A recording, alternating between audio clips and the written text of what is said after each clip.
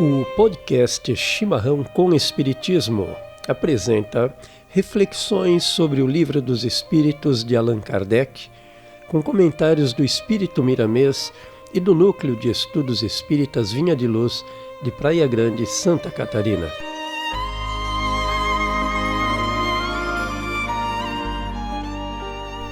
Dando sequência à terceira ordem, Espíritos Imperfeitos, abordaremos neste programa a questão de número 104. Allan Kardec classifica a oitava classe Espíritos Pseudo-Sábios. São os que dispõem de conhecimentos bastante amplos, porém creem saber mais do que realmente sabem. Tendo realizado alguns progressos sob diversos pontos de vista, a linguagem deles aparenta um cunho de seriedade, de natureza a iludir com respeito às suas capacidades e luzes. Mas, em geral, isso não passa de reflexo dos preconceitos e ideias sistemáticas que nutriam na vida terrena. É uma mistura de algumas verdades com os erros mais polpudos, através dos quais penetram a presunção, o orgulho, o ciúme e a obstinação de que ainda não puderam despir-se. Aqueles vícios, aquela soberba, aquela vaidade, aquele orgulho que eles tinham na vida terrena, eles levaram para a vida espiritual e de lá eles continuam nos intuindo erroneamente, nos induzindo ao erro através de discursos, tais quais os que eles promoviam aqui. É porque eles se julgam sabedores, conhecedores de determinados assuntos. Comentário do Espírito Miramês. Essa classe de espíritos, com frequência, dá uma impressão de tudo saber. Às vezes, manejam o verbo dando a aparência de um completo domínio de todo o saber. No entanto, poucos sabem da verdade. São espíritos orgulhosos que ainda não se despiram das intenções de grandeza e se revestem de muita vaidade. Já comentamos isso, né? São vícios que vão impregnados no perispírito, se mantêm, né, na erraticidade e eventualmente estão eles aqui anunciando, né, com seus megafones, né, para os que quiserem ouvi-los, não é isso? E convencem muito ainda. Né? Eles, na verdade, Martinha, dando continuidade ao Miramês, eles não têm humildade para ouvir os espíritos puros.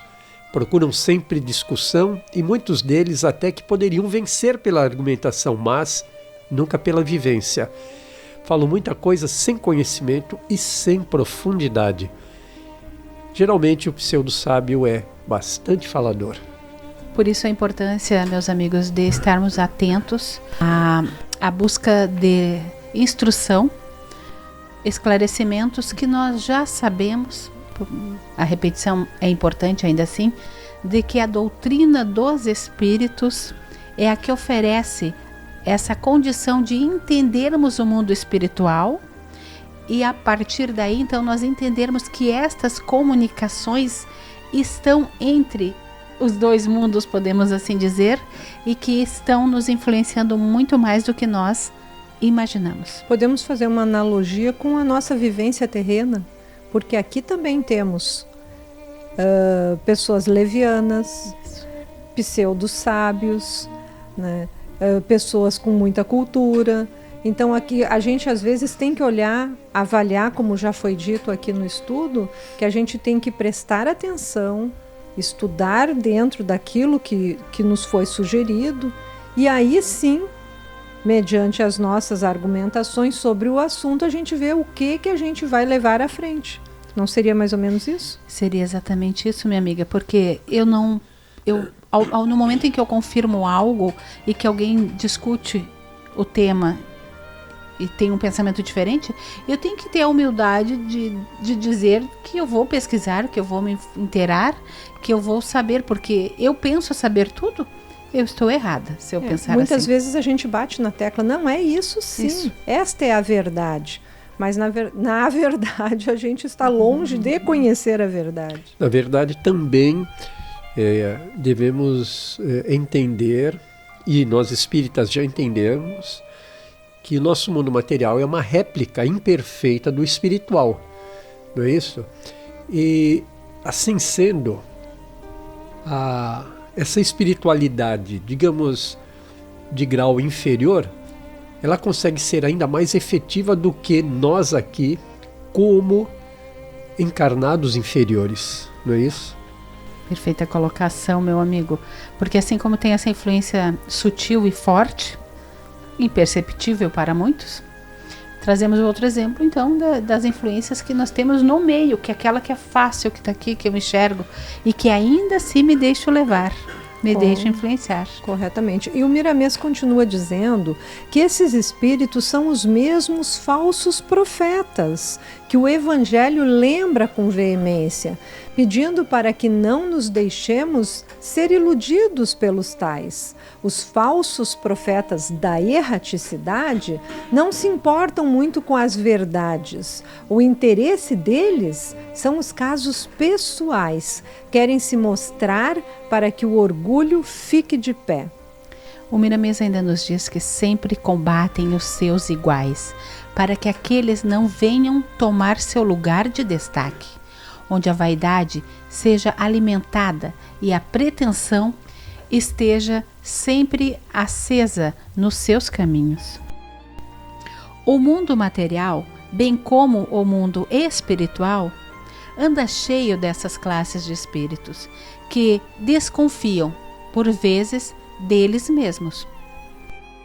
Pois bem, a mediunidade é muito atacada por esses irmãos menos avisados. E é por esse motivo que nos preocupamos constantemente na educação dos sensitivos, por ordem do mais alto, pois a mediunidade sem disciplina é causadora de muitos desastres morais e desequilíbrios físicos. O médium falante e o escrevente, o psicógrafo, são instrumentos de muita responsabilidade. Aquilo que se fala ou se escreve fica.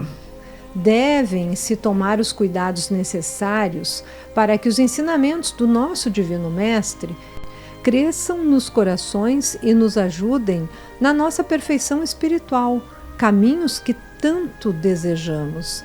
Sabemos e não nos esquecemos de falar das oportunidades a nós oferecidas. Eu gostaria de fazer um comentário, uma contribuição nessa passagem. E como na anterior, quando nós tratamos a mediunidade como de grande importância para o desenvolvimento moral dos encarnados, o cuidado, então, mais uma vez, parece uma repetição. O cuidado daquele que se diz um médium com condições de comunicação de toda ordem e que trabalhe ou que saiba que é divino esse dom, que perceba a influência dos bons espíritos primeiramente, não se deixando levar por ilusões, por mentiras, enganos, histórias contadas pelos nossos pseudo-sábios como receitas fáceis de vida, contando e trazendo notícias de muitos entes queridos que o coração tem saudade, o cuidado que tem que ter. Eu faria uma ilustração analógica bem simplista até. Por exemplo, você vai fazer uma viagem. Você não conhece o caminho. Se você for a esmo, certamente você vai errar várias vezes a tua rota, o teu roteiro até chegar ao destino. Aí você, muito inteligentemente, vai se munir do quê? De um mapa.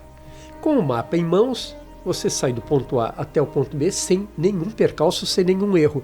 Assim é o médium. Ele é esse instrumento, essa antena que vai captar as mensagens, mas ele precisa de um roteiro. Qual é o roteiro, Martinha? O nosso roteiro é o Mestre Jesus, o Evangelho. O Evangelho é um mapa. É o mapa do médium, assim como todos os espíritos, mas principalmente do médium. Ele tem que ter este roteiro muito bem aprendido, muito bem estudado e aprofundado. Do contrário, ele erra o destino. É porque muitas vezes nós ainda somos cheios de más tendências. Cheios de vazios. Somos ainda muito orgulhosos, somos ainda muito vaidosos. E quando eu falo em vaidade aqui, por exemplo, um médium psicógrafo, aí ele vê uma situação e a vaidade dele vai falar mais alto, porque muitos hoje acham que ainda podem ser um Chico Xavier, né? Então, eles recebem uma psicografia e eles já saem espalhando ao mundo, né? Às vezes, quando a gente vai ver algum vídeo no YouTube, aparece o artista tal que desencarnou de determinada forma está trazendo uma notícia. Então, assim, é verídico? Não é talvez um pseudo-sábio, talvez um espírito leviano, como na questão anterior, que está manipulando e brincando com aquele médium que, muito vaidoso, pensa sim ter recebido uma psicografia de alguém muito importante. São os falsos profetas midiáticos. Você acha, concorda, Martina? O crivo da razão, Regina. O crivo da razão, como Kardec nos orienta tantas vezes nas suas obras, para não se deixar levar, não se deixar manipular. Porque se deixar levar, quer dizer que eu tenho necessidade daquela... A vaidade, né? Quer aquele brilho. Eu quero aquele brilho. Tu citou o Chico Xavier e acho bem importante lembrarmos que no passado era necessário para a divulgação da nossa amada doutrina espírita. Mas que hoje não é nas mídias que nós vamos encontrar o Evangelho do Cristo. As notícias do plano espiritual não estão lá. Elas estão dentro dos grupos de estudo, debruçados sobre os livros, sobre as obras, sobre o que enriquece o espírito e esclarece. Dando o quê? Discernimento. Você falou certo. Instruir, esclarecer e dar o discernimento para ele saber exatamente avaliar o que está recebendo. Do contrário, ele vai ser presa fácil desses espíritos inferiores. Eu tenho uma contribuição, quando você fala não é na internet, né, que você falou, você citou. Eu penso que a internet tem o lado bom. Perfeito, Regina, né? Perfeito. O que seria o lado bom? Quando eu participo de grupos de estudos. Quando eu estudo, quando eu me instruo, eu posso ir para a internet com um olhar mais criterioso. Por quê? Analítico. Porque eu estudando, eu sei naquilo que eu posso confiar ou não. Alguns vídeos, né, a gente já constatou, de início, quando você ouve as primeiras palavras, você já detecta, isto aqui não me serve. Isto aqui tem um ar de falsidade. E dentro da própria questão 104 serve este exemplo que você está citando, Paulo, porque quando você estuda, você sabe se isso é um pseudo-sábio. Exatamente. Essa questão 104, ela traz muito para a nossa reflexão a realidade que nós vivemos, porque os pseudo-sábios são do plano espiritual, mas também são do plano físico. E aí, atualmente, parece que todo mundo adquiriu um alto grau de sapiência, né? Todo mundo se arvora a abrir a boca e dizer as verdades. Continuando os comentários do Espírito Miramês, os espíritos pseudo-sábios são indiferentes no que toca à vida alheia, por buscarem seus próprios proveitos inferiores, seja qual for o preço que custe aos que eles se sintonizam. Os pseudo-sábios de agora são os sábios de amanhã. Somente o tempo, pelas bênçãos de Deus, pode transformá-los em espíritos integrados à verdade. Compete a todos nós, já favorecidos pela luz da verdade, sermos sem conivência, pacientes com eles e ajudá-los na altura das suas necessidades, porque os espíritos puros já passaram por esses caminhos da ignorância. Grifando sermos pacientes com eles, mas sem a conivência com os erros, não é isso, Martinha? Aqui nós podemos perdoar as falhas, como nós queremos ser perdoados, mas nós devemos buscar o caminho da correção, da reparação. É interessante ressaltarmos que os espíritos puros já passaram por esses caminhos da ignorância, como nos disse o Miramês, e todos fomos criados simples e ignorantes. Então, olha o trajeto que Jesus, um espírito puro, já teve que andar e chegou lá. Alguns milênios, né? Alguns Exato. milênios. Daqui a alguns milênios seremos esse espírito puro e Jesus será? Vamos deixar para mais adiante. Porque os puros não reencarnarão mais. Não é isso? Isso é assunto para mais adiante. Diga lá, Martinha.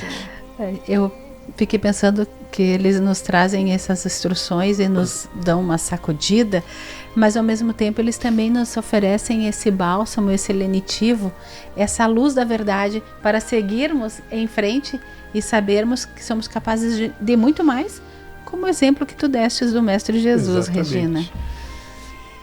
Pois bem, dando continuidade ao Miramês, a doutrina dos espíritos reflete com pureza todos os ângulos dos conceitos de Jesus. Se os homens ainda não vivem esses preceitos de luz, é pelo fato de ainda não suportarem essa verdade, mas persistindo na escola, como você acabou de falar agora, Martinha, acabam sendo discípulos do Senhor na pureza que desejam os benfeitores da eternidade. Muitos espíritos desencarnados na atmosfera da Terra estão igualmente na posição de aprendizes, lutando consigo mesmos nos devidos aprimoramentos. E essa é a alegria de nosso Senhor para com todos nós. É necessário que aprendamos a discernir as coisas, mesmo ouvindo os pseudos sábios, mas nunca sejamos influenciados por eles, porque, de certo modo, eles são os futuros instrutores dos espíritos que estão na retaguarda, em busca da luz de Deus. Então, como a Regina estava dizendo, e você também, Martinha, Jesus está lá como o nosso modelo. Não é isso? O nosso guia. O caminho é até Ele. Alguns milênios se passarão até que cheguemos àquela condição do Cristo. E quando isto acontecer, então, poderemos almejar um novo passo na direção da evolução que, segundo consta, ninguém sabe qual é. Ninguém sabe. Eu gosto de pensar também, e sinto isso, que nós, percebendo que esses irmãos pseudo-sábios são equivocados, e nós aí nas nossas nuances de vida também somos, mas se já podemos compreender um pouco mais, temos que estender a mão para eles também. É uma escada, exato, né? Exato. É uma escada. Esse é um ponto interessante. E você volta ao cerne da doutrina, a caridade. Caridade. Exato. Que, segundo diz o Miramês, se buscamos defesa contra qualquer tipo de influência nociva, que entremos na filosofia do trabalho honesto e nos lembremos desta máxima de luz do Evangelho segundo o Espiritismo. Fora da caridade não há salvação. É no trabalho do amor que terás amor, e o amor te levará à verdade que liberta.